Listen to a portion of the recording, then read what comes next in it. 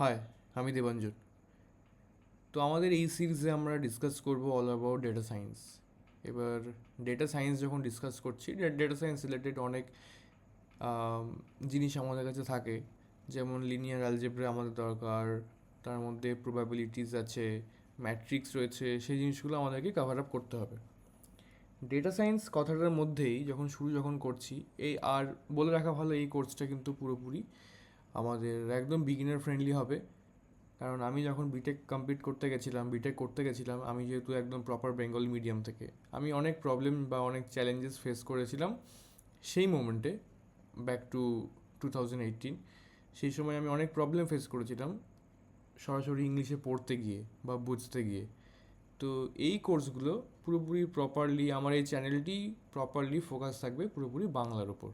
সুতরাং যারা বাংলা মিডিয়াম থেকে সরাসরি বিটেক পড়তে আসছো বা এআই/এমএল রিলেটেড জিনিসপত্র শিখতে চাও ইন ডিটেলস, তারা আমার চ্যানেল থেকে তারা শিখতে পারো। এবার আসি ডেটা সায়েন্স। তোমরা যখন আমার এই কোর্সটি পেয়ে গেছো বা আমার এই ভিডিওটা যখন তোমরা পেয়ে গেছো, অলরেডি তোমরা জানো, কিছু না কিছু হলেও তোমরা জানো যে তোমরা কেন ডেটা সায়েন্স তোমরা পড়তে এসছো, রাইট?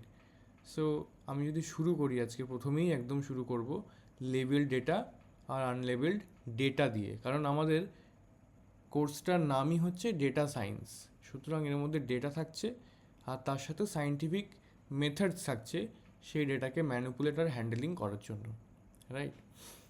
তো প্রথমে আমরা তো ডেটা পেতে পারি যে কোনো সোর্স থেকে। তার প্রাইমারি সোর্স হতে পারে, সেকেন্ডারি সোর্স হতে পারে। After getting that kind of data, আমরা কি করে আইডেন্টিফাই করব এই ডেটাটি লেভেলড নাকি আনলেভেলড? কারণ যতক্ষণ না পর্যন্ত ডেটাটি লেভেলড কিংবা আনলেভেলড আমরা আইডেন্টিফাই করতে পারছি না, ততক্ষণ কিন্তু আমরা আমাদের রিকোয়ার্ড অপারেশনসগুলো পারফর্ম করতে পারবো না। তোমরা যারা ভিডিও দেখছো তারা অ্যাবসলিউট বিগিনার, আই গেস। তোমাদের জন্য এটা বোঝাটা একটু মুশকিল ইনিশিয়ালি, যে কী কী অপারেশনস হয় আর কী কী অপারেশনস আমরা নতুনভাবে তৈরি করতে পারি এনসেবল লার্নিংয়ের মাধ্যমে। তো তাদের জন্য, তাদের বেশি গভীরে গিয়ে এখন লাভ নেই, আমি এখন যেটুকু দেখাবো সেটুকু দেখলেই তাদের চলে যাবে।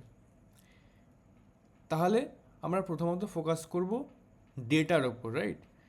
ডেটার ওপর যখন ফোকাস করব, স্বভাবতইভাবে আমাদের দু রকমের ডেটা চলে আসে। একটা হচ্ছে লেবেল ডেটা আর একটা হচ্ছে আনলেবেল ডেটা। আর এই লেবেল ডেটাটা কী জিনিস? লেবেল ডেটা আমি যদি একদম লেম্যান ল্যাঙ্গুয়েজে যদি আমি বোঝাই, যদি তোমার কাছে একটি টেবিল গিভেন হয় আর সেই টেবিলের কোনো কনক্লুশন না থাকে প্রেডিক্ট করার জন্য, তখন তাকে আমরা বলবো label data. Just for an example, আমি এখানে যে টেবিলটি নিয়েছি, এই টেবিলে কি কি ফিচার্স রয়েছে, আচ্ছা বলে রাখা ভালো, এইগুলোকে আমরা বলছি ফিচার্স। আমি এটাকে এফ দিয়ে ডিনোট করছি, রাইট? আর এখানে লেভেল দেওয়া আছে, অর্থাৎ আমাদের একটা কনক্লুশন দেওয়া আছে যে যদি 22 বছর এজ কারোর হয়, তার ইনকাম যদি 25,000 হয়, সে যদি কোনো একটি ই কমার্স ওয়েবসাইটে 12 মিনিট সময় কাটায়, তবে তার পারচেস করার প্রবাবিলিটি কি, ইয়েস অর নো, রাইট? তার মানে এখানে একটা কনক্লুশন ড্র করছে। সুতরাং এইটি হলো একটি লেভেল ডেটা, মানে এই ডেটাটা লেভেল করা আছে ইয়েস অর নো এর মাধ্যমে। এবার আমরা যদি আনলেভেল ডেটা দেখতে যাই, আনলেভেল ডেটা দেখতে খানিকটা এরকম হয়। আনলেভেল ডেটায় আমরা দেখব সব ইনফরমেশনই গিভেন আছে, কিন্তু কোনো কনক্লুশন নেই যে তার পরিবর্তে তারা কি সে আইটেম কিনবে কি না কিনবে। কোনো রকম কোনো কনক্লুশন দেওয়া নেই, অর্থাৎ কোনো ট্যাগ নেই, কোনো লেভেল করা নেই ডেটাগুলোকে। এই ধরনের ডেটাকে আমরা বলে থাকি আনলেভেল ডেটা। এবার লেভেল ডেটা আর আনলেভেল ডেটার মধ্যে ইনিশিয়াল পার্থক্য বোঝাই গেল। এইবার এই লেভেল ডেটা আমরা ইউজ করতে পারি সুপারভাইজ লার্নিংয়ের ক্ষেত্রে, আর আনলেভেল ডেটা আমরা ইউজ করতে পারি আনসুপারভাইজ লার্নিংয়ের ক্ষেত্রে। ফার্স্টে আমরা দেখে নিই সুপারভাইজ লার্নিং কী, রাইট? সুপারভাইজ লার্নিং হচ্ছে যখন আমরা লেভেল ডেটাকে ইউজ করে ক্লাসিফিকেশন এবং রিগ্রেশন দুই ধরনের অপারেশন পারফর্ম করতে পারি। একটি হলো ক্লাসিফিকেশন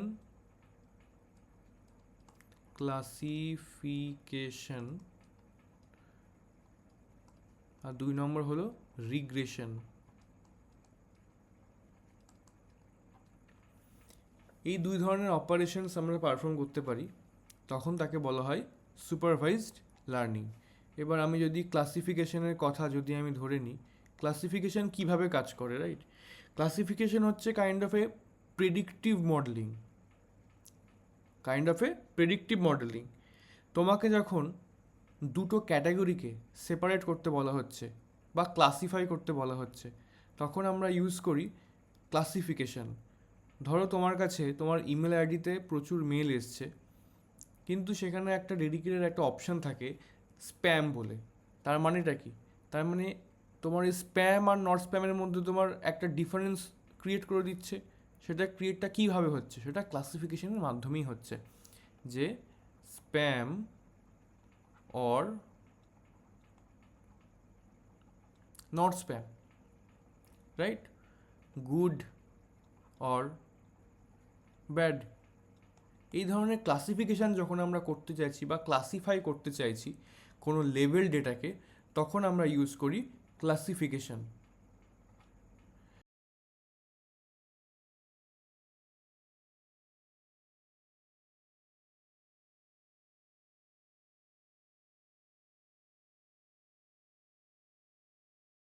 রিগ্রেশন আমরা ইউজ করি যখন আমাদের কোনো কন্টিনিউয়াস ভ্যালু প্রেডিক্ট করতে হয়।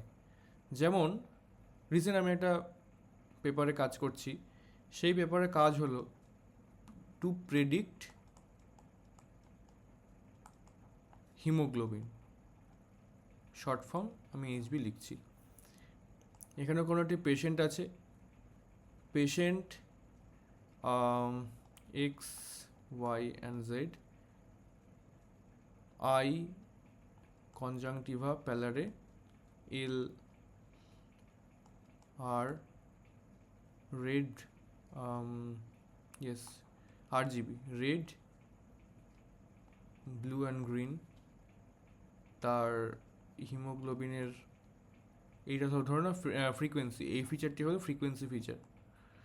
এখানে সাপোজ 2.5, 2.6, 2.7 অ্যান্ড অল।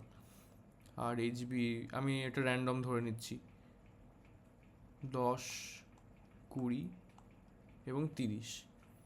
এবার তোমাকে বলা হলো যে একটি পেশেন্ট যদি এ হয়, তার যদি 3.2 হয় তার আরজিবি ফ্রিকোয়েন্সি, তবে তার এইচবি কত হতে পারে?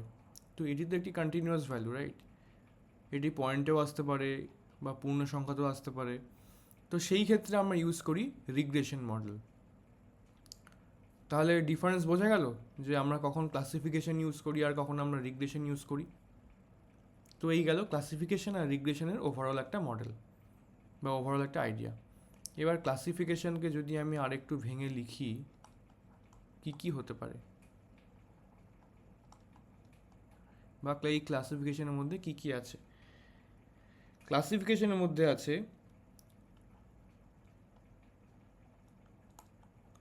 লজিস্টিক রিগ্রেশন, আমি লজিক রিগ এইভাবে লিখছি, ডিসিশন ট্রি,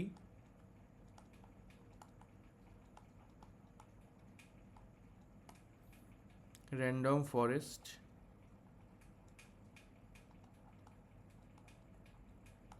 আরও অনেক আছে। এবার আসি সেম অ্যাজ রিগ্রেশন। রিগ্রেশনে আমরা ইউজ করছি বা আমরা ইউজ করে থাকি linear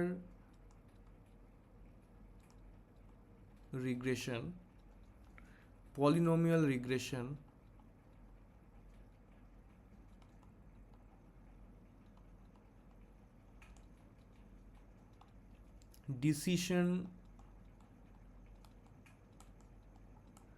decision tree regression and all. তবে তাহলে এই মডেলগুলো দিয়ে বা এই অ্যালগোরিদমগুলো দিয়ে, এগুলো অ্যালগোরিদম বলা ভালো, এই অ্যালগোরিদম দিয়ে আমরা মেনলি লেভেল ডেটার ক্লাসিফিকেশন করি, আর এই অ্যালগোরিদমগুলো দিয়ে আমরা লেভেল ডেটার আমরা রিগ্রেশন মডেল আমরা বার করি বা প্রেডিক্ট করি। AIML is all about prediction. আমরা এখানে প্রেডিক্টিভ মডেলই আমরা তৈরি করব, যে কোনো মডেলের প্রেডিকশানই আমরা তৈরি করব মেজরলি। এবার আমরা চলে আসি আনলেবেল ডেটা। আনলেবেল ডেটাই আমি যেমনটি বললাম, এখানে কোনো কিছু লেবেল করা নেই, সুতরাং আমরা জানি না যে আমাদের কি বার করতে হবে বা আমাদের কোন আলটিমেট রেজাল্টে আমাদের এসে উপনীত হতে হবে, রাইট? তো এটি হলো একটি আনলেবেল ডেটা স্ট্রাকচার, যেখানে কোনো লেবেলিং করা নেই। এই আনলেবেল ডেটা আমরা ইউজ করি আনসুপারভাইজ লার্নিংয়ের ক্ষেত্রে। যেমন আমরা সুপারভাইজ লার্নিংয়ে দেখলাম ক্লাসিফিকেশন অ্যান্ড রিগ্রেশন, সেই রকমই আনসুপারভাইজ লার্নিংয়ের ক্ষেত্রে আমরা দেখতে পাই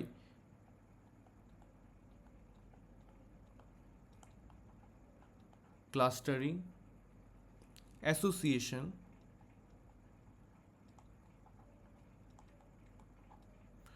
and dimensionality reduction.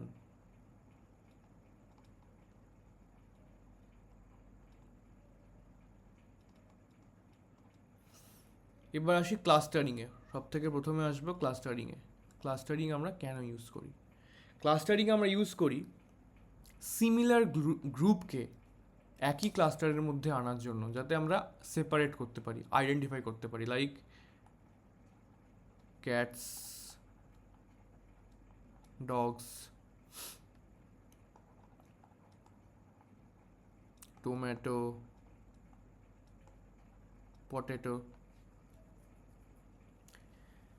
তার মানে জাস্ট ফর অ্যান এক্সাম্পল, যদি তোমাকে এরকম কোনো একটি মডেল তৈরি করতে বলা হয় যে একটা ইমেজ আইডেন্টিফায়ার বা ইমেজ সেপারেটার, যেখানে অ্যাপেল থাকবে, যেখানে টমেটো থাকবে, যেখানে পটেটো থাকবে, as per the given data, you have to first train a model that can identify all the images separately, and after training the data, you have to find out what is the final output of a required vegetables or fruit.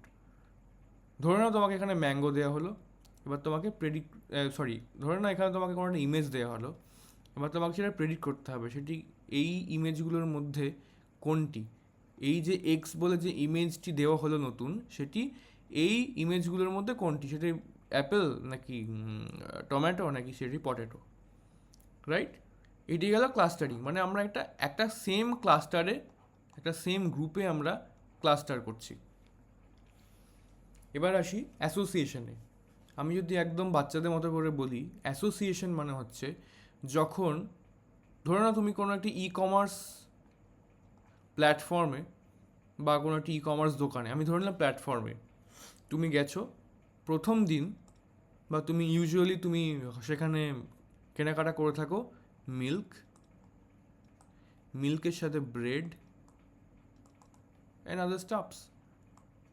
Second, অন্য কোনো customer মিল্কের সাথে banana, অন্য কোনো customer ব্যানানার সাথে any other fruits like apple and all। 4 নম্বর customer মিল্কের সাথে কর্নফ্লেক্স এন্ড অল। সুতরাং তোমাকে একটি প্রেডিক্টিভ মডেল এখানেও তৈরি করতে হবে যে যদি অন্য কোনো কাস্টমার যদি মিল্ক পারচেস করে, তাহলে তাকে কোন আদার্স প্রোডাক্টগুলো তাকে সাজেস্ট করতে হবে।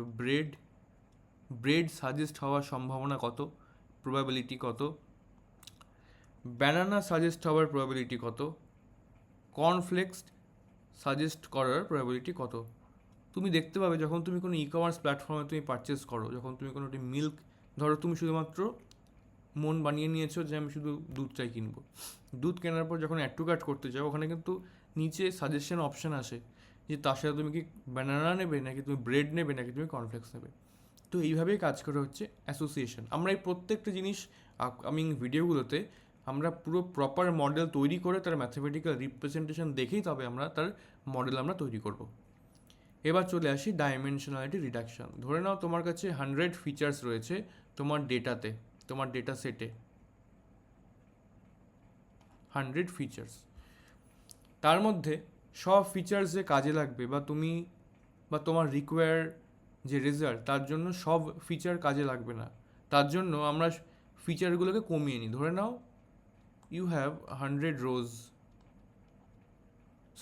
কলামস, তার মধ্যে রিকোয়ার্ড যে কলামগুলো সেইগুলোকে আমরা কমিয়ে নিয়ে করে নিলাম 10টা কলাম। এর ফলে আমার কি হলো, এতগুলো ডেটাকে আমাকে প্রসেস করতে হবে না, এতগুলো কলামকে আমাকে প্রসেস করতে হচ্ছে না। এর ফলে আমার এক্সিকিউশন কস্ট অনেক কমে যাচ্ছে, আমার ক্যালকুলেশন অনেক ইজি হয়ে যাচ্ছে, আমার প্রিসিশন অনেক বেশি বেড়ে যাচ্ছে। তো এইভাবে আমরা ইউজ করি ডাইমেনশনালিটি রিডাকশন। তো এই গেল আমাদের সুপারভাইজড এবং আনসুপারভাইজড ডেটা লার্নিং, লেভেল ডেটা আর আনলেভেল ডেটার ডিফারেন্স।